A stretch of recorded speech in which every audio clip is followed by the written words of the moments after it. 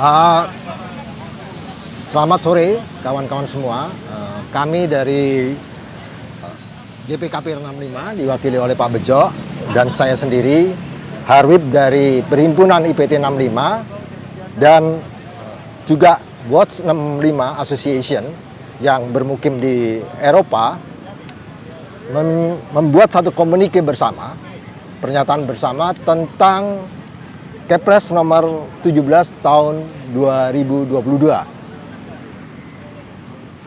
Satu hal yang paling penting di dalam ini adalah kami sudah memeriksa beberapa pasal-pasal yang berada di dalam keputusan Presiden nomor 17 tahun 2022 tentang pembentukan tim penyelesaian non-judicial pelanggaran HAM asasi manusia yang berat di masa lalu. Dan sebagaimana termaktub dalam pasal 3, inti keputusan tersebut menetapkan 3 tugas utama dari tim penyelesaian pelanggaran hak asasi manusia masa lalu, yaitu A. Melakukan pengungkapan dan upaya penyelesaian non-judicial pelanggaran HAM berat masa lalu yang telah ditetapkan Komnas HAM hingga tahun 2020.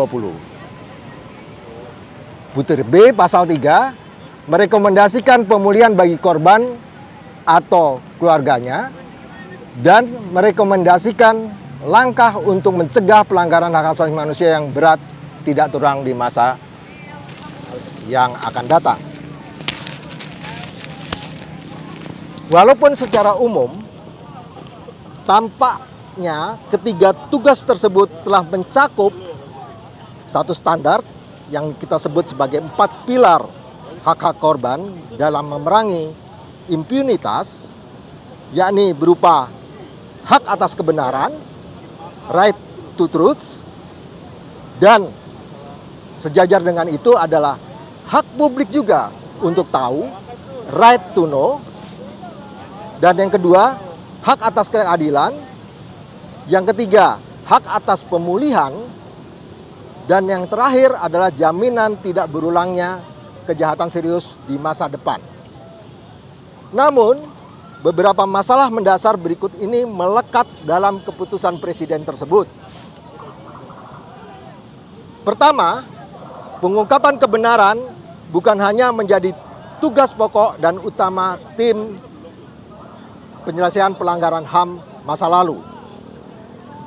Dalam pasal 3A misalnya, pengungkapan kebenaran dicantumkan selintas saja dalam satu tarikan nafas bersama penyelesaian pelanggaran HAM berat masa lalu.